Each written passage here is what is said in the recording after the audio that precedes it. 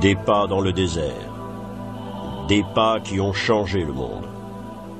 Il y a 2000 ans, un prédicateur juif ambulant apparaissait en Palestine.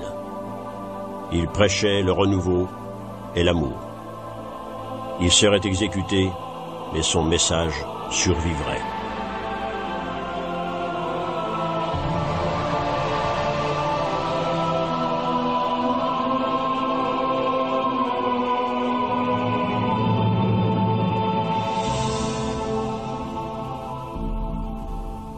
Cette histoire ne commence pas par un livre, mais par les enseignements et la vie d'un homme nommé Jésus de Nazareth.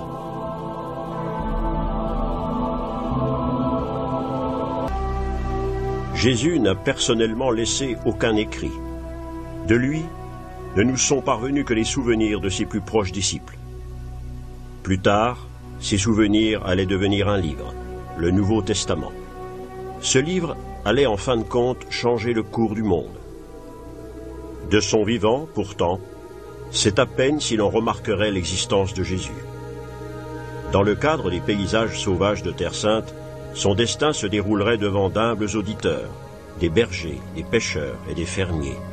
Il leur parlerait, certains le suivraient. La solitude de ce paysage éveille la recherche de Dieu. Longtemps avant Jésus, c'est ici qu'a surgi la croyance en Yahvé, le Dieu unique. C'est cette croyance qui va différencier les Juifs de toutes les autres nations de l'Antiquité. Le livre saint des Juifs est la Torah. Il raconte la création du monde, d'Adam et Ève, le déluge, Abraham et Moïse.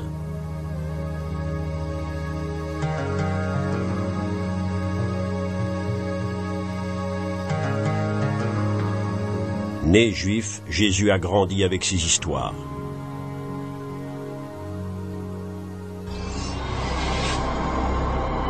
Jérusalem, capitale de Judée, n'était pas une ville tranquille. D'innombrables conquérants avaient pris ses murs d'assaut et inondé ses rues de sang.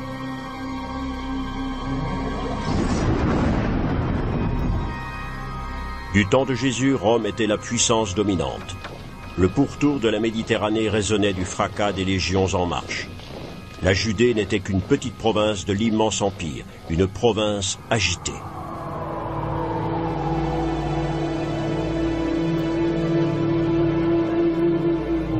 Hérode régnait ici, roi de par la grâce des Romains, dans sa magnifique capitale de Jérusalem. C'est au cours de cette période qu'avait lieu la naissance de Jésus. L'histoire de Noël dans l'Évangile selon Luc nous dit que Jésus est né dans une étable.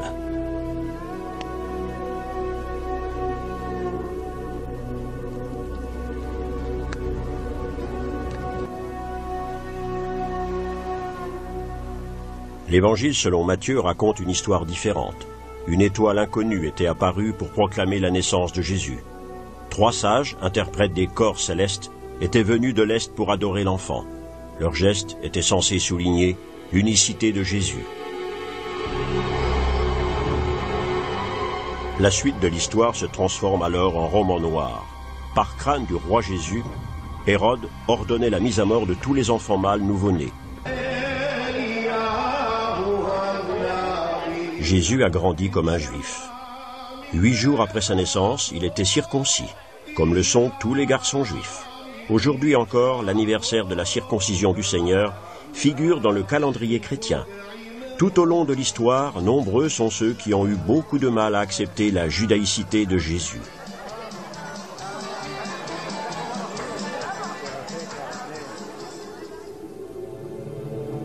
Les évangiles ne nous disent presque rien de l'enfance et de l'adolescence de Jésus.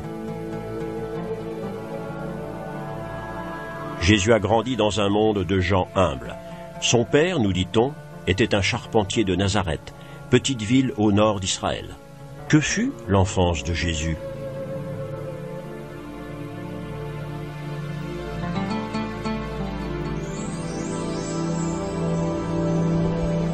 Une seule histoire nous parle du jeune Jésus. Au cours de la Pâque juive, il était venu à Jérusalem avec ses parents, venus porter leur offrande comme le prescrit la loi juive.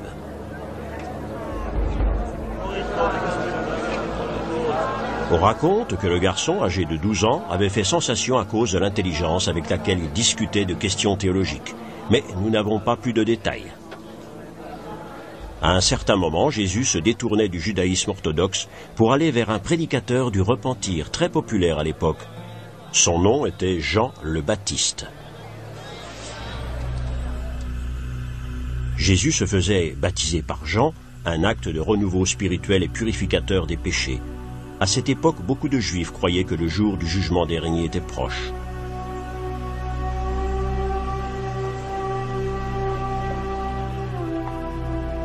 Ce baptême dans le Jourdain était un tournant dans la vie de Jésus. À partir de cet instant, il menait une vie de prédicateur nomade en Galilée et sur les berges du lac de Tibériade. Il y trouvait ses premiers auditeurs au milieu de simples pêcheurs. L'un d'eux, nommé Simon, se décidait à le suivre. Il allait devenir célèbre sous le nom de Pierre. Jésus parlait souvent en paraboles et en images. Il proclamait de nouvelles valeurs, stupéfiantes aux yeux du plus grand nombre. Bénis soient les charitables, car ils atteindront la pitié. Bénis soient les cœurs purs, car ils verront Dieu.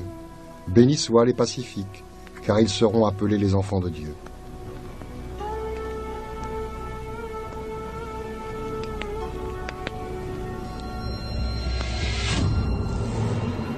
Mais l'époque était tout sauf pacifique. La communauté juive était divisée. Des factions luttaient les unes contre les autres. Il y avait les zélotes. Ces fanatiques voulaient secouer le joug romain en employant la force brutale et la terreur. Jésus, lui, s'opposait à la violence.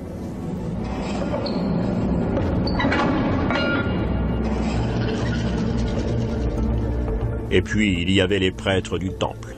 Les ruines de leur demeure à Jérusalem attestent toujours de leur style de vie luxueux, jusqu'à posséder un système privé d'alimentation en eau pour le mikvah, le bain et rituel traditionnel.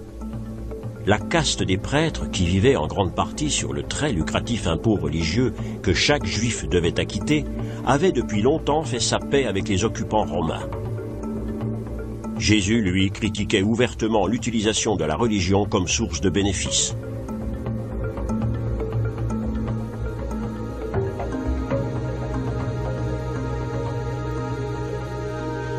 A-t-il sympathisé avec les Esséniens? Ceux-ci cherchaient la solitude et se détournaient du monde, attendant l'Apocalypse et le commencement du royaume de Dieu.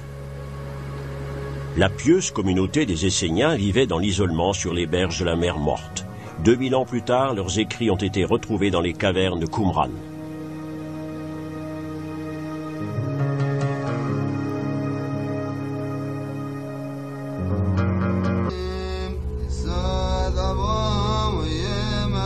Les pharisiens formaient un autre groupe important de la communauté juive de ce temps. Ils cherchaient le salut dans l'observation méticuleuse des strictes règles de vie édictées dans la Torah.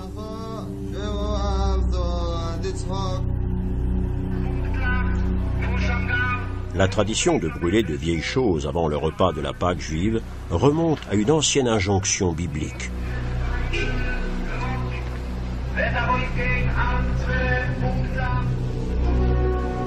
Jésus enseignait que la loi est faite pour les individus et non l'inverse. C'est pourquoi de nombreux partisans du dogme le considéraient comme impie.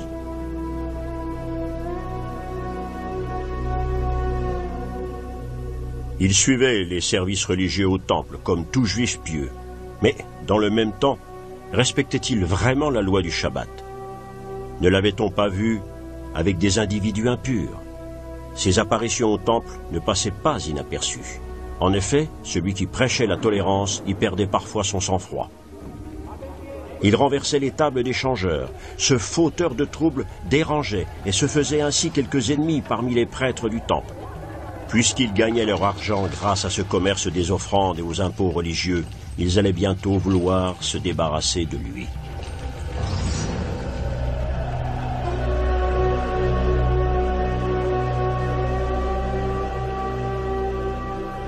Le mont Sion est situé à l'extérieur des portes de Jérusalem. À la place où se dresse aujourd'hui une église catholique, Jésus avait trouvé un endroit où célébrer le repas de la Pâque juive avec ses plus proches amis. Ce repas, le Seder, est toujours de tradition dans les familles juives. Les aliments peu ordinaires, comme les herbes amères trempées dans de l'eau salée, ont une signification symbolique. Ils sont le rappel de l'exode des Juifs d'Égypte. Au commencement du repas, le chef de la maison dit une prière et bénit le vin, puis il rompt le matzo, le pain azim.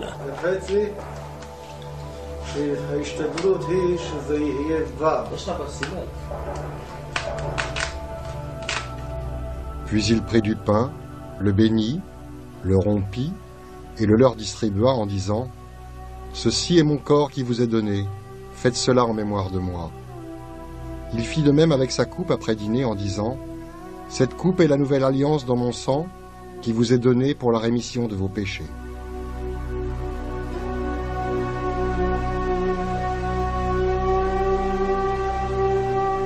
Avec ces mots, Jésus donnait au vieux rituel juif une nouvelle interprétation. Selon les évangiles, Jésus avait prévu sa propre mort. Il savait qu'un de ses disciples, Judas Iscariote, le trahirait et le livrerait à ses ennemis pour de l'argent.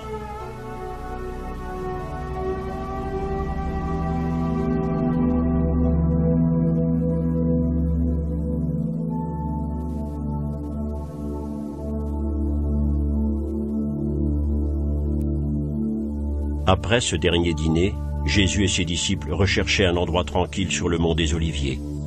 Les antiques oliviers du jardin de Gethsémani étaient alors les témoins des événements.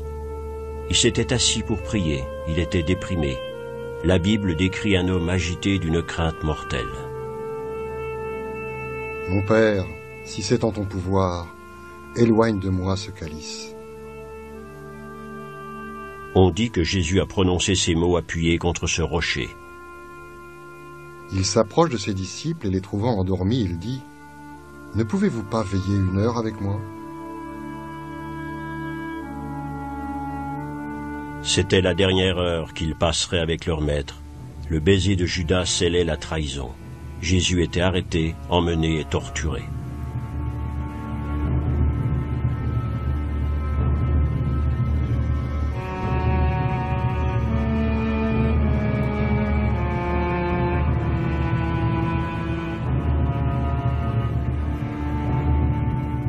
Les soldats jouaient alors au dé son vêtement sur une de ces pierres, toujours visible à Jérusalem. Le pouvoir d'occupation condamnait Jésus à la pire des punitions, la crucifixion, des heures d'un supplice mortel, lié et cloué à une croix en bois.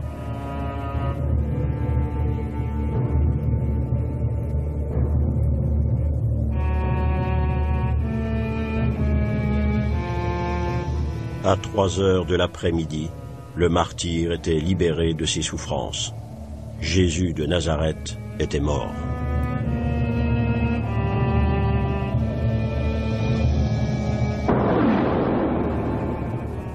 C'est alors que le voile du temple se déchira de haut en bas, et la terre se mit à trembler, les rochers à bouger, et les tombes à s'ouvrir.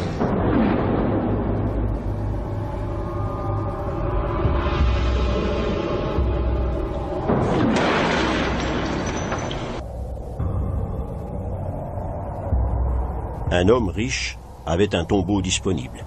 Il y déposait le corps et refermait le tombeau avec une pierre. Était-ce la fin? Jésus n'avait-il été qu'un épisode d'une époque mouvementée?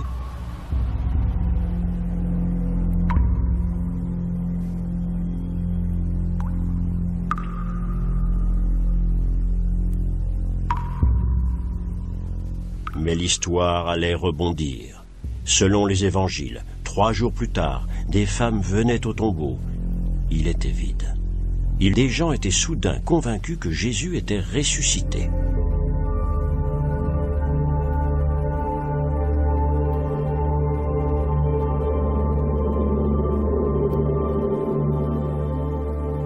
Selon la Bible, cette croyance allait emporter les premiers chrétiens comme un ouragan.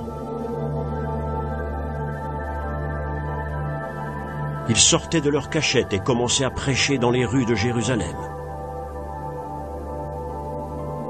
Une porte volait en éclats, une nouvelle religion venait de naître.